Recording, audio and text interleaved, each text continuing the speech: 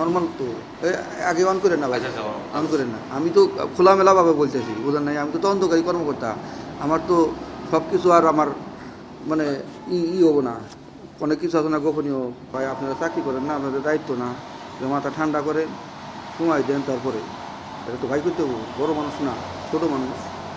আপনি তাদেরকে বলছেন যে আমি কি জিন যে উদ্ধার করে দেবো? না না, এই ধরনের কোনো কথা বললাম না। বলছেন বা তাহলে খারাপ এটা ব্যবহার করছেন। বুঝতে হইব, জানতে হইব, মোবাইল ট্যাকিং করতে হইব, তারপরে তদন্ত করে ব্যবস্থা অবশ্যই গুরুত্ব দিচ্ছে। আসামি ধরলাম কেমনি করে, আমাকে সহযোগিতা তারা ধরছে, এরা এরা জানে নাকি? আসামি নাকি তারা ধরে আপনার এরা তো বহুত কথাই বলবো, সব কথা আমরা না দেবো। আসামি পাবলিক ধরে আপনার কাছে ফাঁড়িতে নিয়ে দিয়ে গেছে না না না না, আমরাই ধরছি। আমরা বলছি অমুকখানে যান, অমুকখানে এই করেন, টাকা দিবেন। আপনার আপনার হ্যাঁ, আমরা বলছি, আমরা মোবাইল ট্যাকিং করে তারপরে দিচ্ছি। আমরা কারো জন্য ছবি দেখা যাচ্ছে, তারপরে নাকি আপনারা কোনো না না না না না, এগুলো এরা তো বলবে, অনেক কিছু বলবে।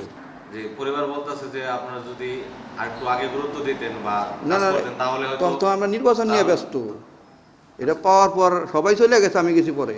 নির্বাচন তো আপনার হলো 12 তারিখ, কিন্তু ঘটনা 7 তারিখে। 7 তারিখে, 8 তারিখে জিডি পাইছি, 9 তারিখে আসামি ধরা হইলো, মামলা হইলো রাত্রে 1টার সময়, সবাই চলে গেছে। আমি মামলা করে আসামি চালান দিয়ে টাঙ্গাল দিয়ে এসে তারপরে শিখেছি। পরিবার তো অভিযোগ করতেছে যে আপনারা এত করবো কাজ করেন না, না না না, এই ধরনের কিছু না, জীবিত পাওয়া যেত আরো আগে। না না না, এই ধরনের কিছু না।